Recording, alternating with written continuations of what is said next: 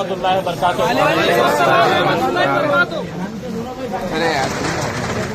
देखिए, नारे गांव ने हमेशा हमारा साथ दिया और आप लोगों की बेपनाह मोहब्बत है जिसकी वजह से आज हम लोग एक बड़ी सियासी ताकत बनकर हम खड़े हुए हैं। मैं जब भी आया यहाँ पर तो एक खुशी के माहौल के अंदर आया, लेकिन आज जब आए हैं हम तो यकीनन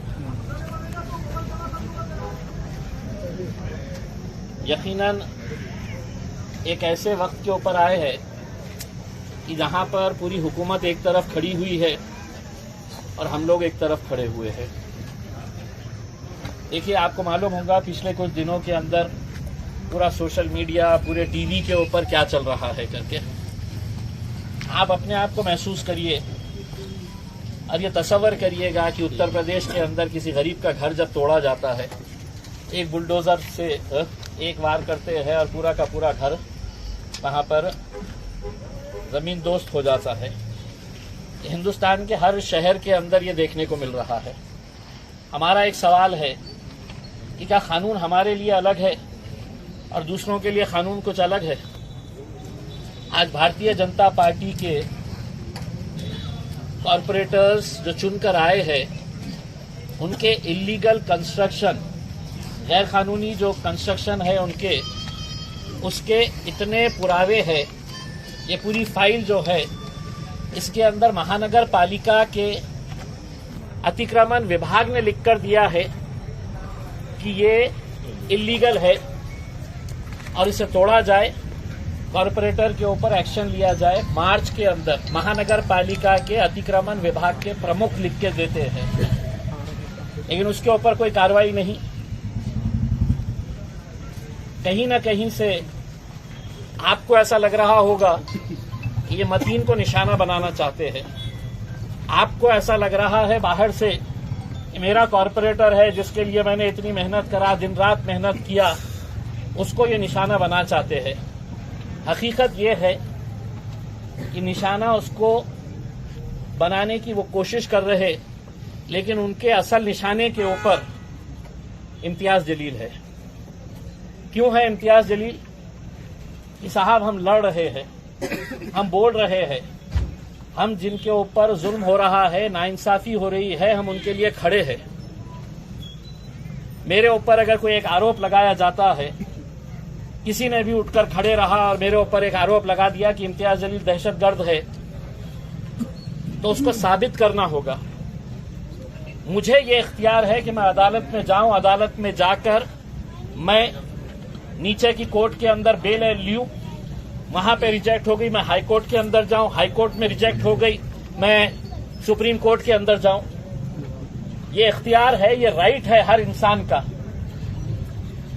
लेकिन आज के इस दौर में जो हम जी रहे हैं, वहां पर कोई आरोप लगाया दिया जाता है और उसके बाद पूरा का पूरा मीडिया ये उम्मीद करता है कि बस इसको फांसी के ऊपर लटका दिया जाए करके।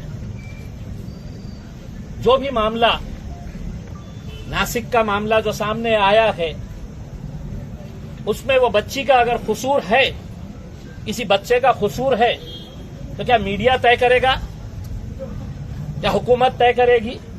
अगर वो हुकूमत तय करेगी तो फिर सारे पुलिस स्टेशन बंद कर दो, अदालतें बंद कर डालो, मीडिया दिन भर है तो अपना राग चलाता रहेगा, ये दोषी है, इसके ऊपर, इसको फांसी के ऊपर लटका दो करके। यही चीज हो रही है और अफसोस के साथ ये कहना पड़ रहा है कि कोई बोलने वाला नहीं है, कोई इसके ऊपर खड़े रहने वाला नहीं है। आज अल्हम्दुलिल्लाह हमने आप लोगों के ताकत की वजह से आज हम खड़े हुए हैं। यहाँ पे आने से पहले हमने पूरे वकीलों के साथ बात की है। यहाँ पे आने से पहले अल्हम्दुलिल्लाह पूरे के पूरे 36 कॉरपोरेटर्स में से 35 कॉरपोरेटर्स के साथ हमने मीटिंग ली है और हर एक ने एक बात कही कि हम मतीन के साथ तन, मन और धन के साथ पूरी तरीके से हम खड़े रहेंगे। मैं आपको इतना बोल रहा हूं, ये घर की कोई कीमत नहीं है, कोई कीमत नहीं है। ऐसे 50 घर बना सकते हैं इसमें। मतीन का अगर घर गिरेगा तो मैं आपको जबान देकर जा रहा हूं, पूरा हिंदुस्तान देखेगा कि जिस गिरे हुए घर को इन्होंने हुकूमत ने गिराई थी, हम कितना आलीशान घर जो है वो हम बनाकर देंगे इंशाअल्लाह। पूरा हिंदुस्तान देखेगा। हम अपने तौर के ऊपर ये बताएंगे, हुकूमत को पैगाम देंगे कि तुम समझ रहे हैं कि तुम किसी का घर है तो बुलडोजर से लेकर आएंगे, तुम तुम्हारी घटिया राजनीति चलाकर तुम किसी गरीब का घर तोड़ेंगे उत्तर प्रदेश में, मध्य प्रदेश के अंदर, गुजरात के अंदर, और वहां पर कोई है तो उनके साथ खड़े नहीं रहता है। उनका घर गिरता है, घर वाले कहां जाते हैं? सुप्रीम कोर्ट का ऑर्डर है, सुप्रीम कोर्ट ने यह ऑर्डर दिया है कि अगर किसी का गैर कानूनी घर है तो उसके लिए 15 दिन की नोटिस देना चाहिए। यह सुप्रीम कोर्ट के चीफ जस्टिस का ऑर्डर है। और यहां पे आज जब हाईकोर्ट के अंदर सुनवाई होती है तो उस हाईकोर्ट की सुनवाई के अंदर सरकारी वकील जो है वो अदालत के अंदर ये कहता है, जब हमारा वकील 15 दिन की बात करता है कि सुप्रीम कोर्ट के चीफ जस्टिस ने अपने ऑर्डर के अंदर कहा है कि कोई भी इलीगल कंस्ट्रक्शन अगर तोड़ना है तो सामने वाले को 15 दिन की नोटिस। सरकारी वकील ने वहां पे ये दलील पेश की कि नहीं, 7 दिन की हम मोहलत देते हैं करके 7 दिन के ऊपर तय हो गया। अब अगर हाईकोर्ट के अंदर ये तय हुआ कि 7 दिन का वक्त दिया जाए तो इनको इतनी जल्दी क्यों पड़ी है कि रातों रात पुलिस को बुलाया जाए, रातों रात पूरी तैयारी की जाए करके। और उनकी कोशिश ये है कि भाई हम आएंगे, हम तोड़ेंगे, हम घर गिराएंगे, और उसमें कोई बीच में आएगा तो फिर 5, 25, 100, 200 लोगों को उठाएंगे, इनके ऊपर केसेस रजिस्टर करेंगे। यही होने वाला है। ऐसा ही उनकी मंशा है कि हमारा ये कॉरपोरेटर बोलेगा कि नहीं मैं खड़े रहूंगा करके। तो हुकूमत के पास ये इख्तियार है कि अगर कोई कॉरपोरेटर कोई सरकारी काम में अड़थड़ा डाल रहा है तो उसकी सदस्यता रद्द करो। ये उसका कॉरपोरेटरशिप खत्म करने का इख्तियार भी ये भारतीय जनता पार्टी के लोगों के पास है जो हुकूमत में बैठे हुए थे। तो हमने क्या तय किए कि हमारे 36 कॉरपोरेटर्स हमने सबको बोल दिए हैं। कल किसी ने ये नहीं सोचना कि भाई इन्होंने कुछ बोले नहीं है, उन्होंने कुछ बोले नहीं है करके। कोई कुछ नहीं बोलने वाला है क्योंकि मैंने बोला हूं इनको, क्योंकि मैं नहीं चाहता हूं कि 36 के 35 हो करके। तो इसलिए हमारी तरफ से कोई भी नहीं बोलेगा। अगर बोलेगा तो जिसके पास कोई पद ही नहीं है, ना आमदार है ना खासदार है, हम बोलेंगे। और हम शुरुआत से बोल रहे हैं, कहीं पर भी हम पीछे नहीं हटे हैं। और इंशाअल्लाह आप भी देखेंगे और हिंदुस्तान देखेगा उसमें कि औरंगाबाद के अंदर से एक आवाज उठी थी, जहां पर तुम गिराओ, 1 नहीं 10 घर गिराओ, इंशाअल्लाह आवाम है तो वो घरों को बनाकर देगी इंशाअल्लाह। ये हमारी एक इम्तिहान का वक्त है हमारे लिए। एक बहुत मुश्किल दौर से हम लोग गुजर रहे हैं। मुझे भी मालूम है कि वो तकलीफ मतीन के वालिद साहब को कैसी हो रही होगी, लेकिन आज मैं जब उनके घर से निकला तो मेरा सीना चौड़ा होकर निकला कि उनकी वालदा कहती कि ऐसे 10 घर कुर्बान है मेरे बेटे के ऊपर। मतीन की बीवी, बच्चे, उसके घर वाले, उसके वालिद साहब सुबह 5 बजे उठते हैं, कहते हैं कि मैं इशा की नमाज पढ़ने के बाद मैं सो जाता हूं और सुबह 5 बजे उठता हूं करके उसमें। तो मैंने उनसे कहा कि आपका यकीन तो और पुख्ता होना चाहिए कि अल्लाह हमारा इम्तिहान ले रहा है। ठीक है, आपको भी तकलीफ होगी, आपको भी रंज होगा, लेकिन एक बात बताऊं आपको कि ये भी जो हरकत हुई है ये कोई गैरों की वजह से नहीं हुई है, कोई गैरों की वजह से नहीं हुई है। आप देख लीजिएगा सोशल मीडिया के ऊपर लोगों को ऐसा लग रहा है कि घर गिराएंगे, मतीन का पद हट जाएगा तो हमारी जगह मिलेगी करके। मैं आपको जबान दे रहा हूं कि हम अगर हरसूल से अगर रहीम पटेल को लेके आके यहां पर जिता सकते हैं तो मतीन को हम कहीं से भी खड़े करके हम जिता सकते हैं। आप लोग बहुत ही सब्र के साथ, बहुत ही सोच समझ कर हम ये फैसला करे हैं। और मैंने अंदर एक बात कहा कि अगर पुलिस आ रही है, बुलडोजर लेकर आ रही है, तो मुझे बाहर से किसी को लाकर ताकत दिखाने की जरूरत नहीं है। नारे गांव ही इतना मजबूत है अल्हम्दुलिल्लाह कि हमको बाहर से किसी को लोगों की जरूरत नहीं। आएगा इंशाल्लाह, आएगा, वो भी आएगा। हमारा सिर्फ आने का मकसद यही था कि हम लोग आपके साथ बात करें और ये बोले कि अगर आज हम नहीं खड़े रहे तो कल कोई नहीं खड़े रहने वाला। सही बात, बिल्कुल सही। हमको तय करना है, हमको तय करना है। भाई मेरे भी घर में मेरे भी घर वाले हैं, मेरे भी रिश्तेदार हैं, मेरे को भी चाहने वाले लोग हैं जो मुझे समझा रहे हैं कि इम्तियाज भाई आप क्यों कर रहे हैं, आपको फंसाने का चक्कर चल रहा है करके, या आपको फंसा देंगे करके। उसमें भाई मेरा यकीन किसके ऊपर है? मेरे अल्लाह पे है। आपका यकीन किस पे है? अल्लाह के ऊपर है।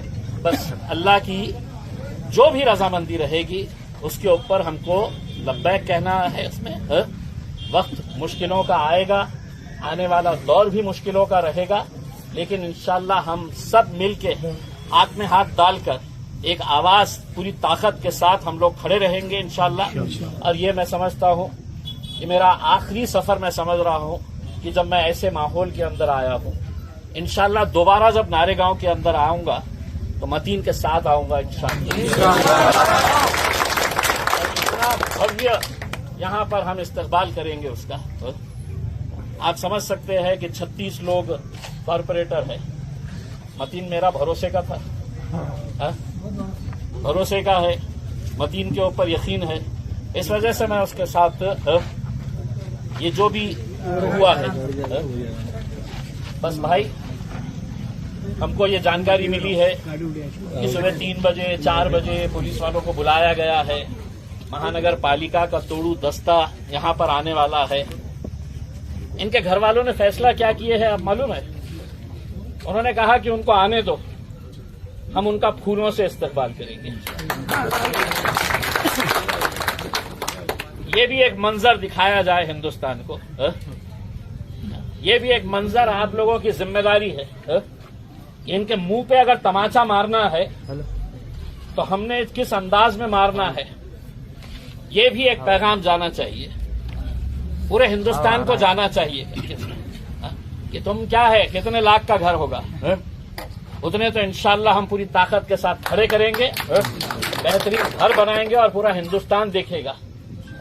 एक एक उसके ऊपर है तो आप देखेंगे कि कैसा जो आज मीडिया वाले हमको इस तरीके से पेश करने की कोशिश कर रहे हैं कि मानो हम कोई दहशतगर्द हो गए हैं करके। कानून सबके लिए अगर बराबर है तो कानून का पालन भी सबको बराबरी के नजरिए से होना चाहिए। तुम्हारी हुकूमत अगर है कि महानगर पालिका के अंदर और तुम अगर ये समझ रहे हैं कि मैं कुछ भी कर लूंगा करके, तो आज हम खड़े रह के यही सवाल है तो हम अदालत से पूछना चाहते हैं कि अगर अदालत की सुनवाई के दौरान अगर वक्त दिया गया है 7 दिनों का, तो क्या जल्दबाजी हो रही है कि आप 24 घंटे भी इंतजार नहीं कर रहे हैं? कानून ये कहता है कि अगर नोटिस इनके घर के ऊपर 24 घंटे की लगाई गई है, दोपहर में 12 बजे अगर नोटिस लगाई गई है तो पूरे 24 घंटे इंतजार करना पड़ता है। आपको इतनी जल्दबाजी क्यों है? उनको ऐसा लग रहा है कि हम गिराकर जश्न मनाएंगे, उनको ऐसा लग रहा है कि हम इनको नीचा दिखाना चाहते हैं करके। उसमें यही उनकी कोशिश है, यही उनकी सोच है कि हम मजलिस को है तो नीचा दिखाएंगे, हम मजलिस को कमजोर करेंगे, हम मजलिस के लिए है तो अपना जश्न मनाएंगे कि देखो हमने क्या किया है करके। उसमें पुलिस उनकी, प्रशासन उनका, हुकूमत उनकी, और अगर हम अदालत में अगर जा रहे हैं और अदालत के अंदर जो फैसले हो रहे हैं उसको भी अगर मानने के लिए तैयार नहीं है तो फिर हम जाएं तो जाए कहाँ? ये सवाल रहेगा। आज की सुनवाई के दौरान कॉरपोरेशन का जो वकील था उसने खुद ने कहा कि हम 7 दिन के लिए हम वक्त दे रहे हैं करके। उसने 7 दिन के अंदर, लेकिन इन्होंने तो 24 घंटे भी इंतजार नहीं कर पा रहे हैं इसमें। आप लोग हैं हमारे साथ, पूरे लोग मजबूती के साथ खड़े रहेंगे इंशाअल्लाह। इम्तियाज जलील तुम आगे बढ़ो, हम तुम्हारे साथ हैं। भाई सुनिए, अब ये बात इम्तियाज जलील की नहीं है साहब, ये आप समझ लीजिएगा उसमें। ये इम्तियाज जलील का मतलब नहीं है कि मैं खड़ा हुआ हूं करके। कल कोई नहीं खड़े रहेगा, ये बात समझ लो आप।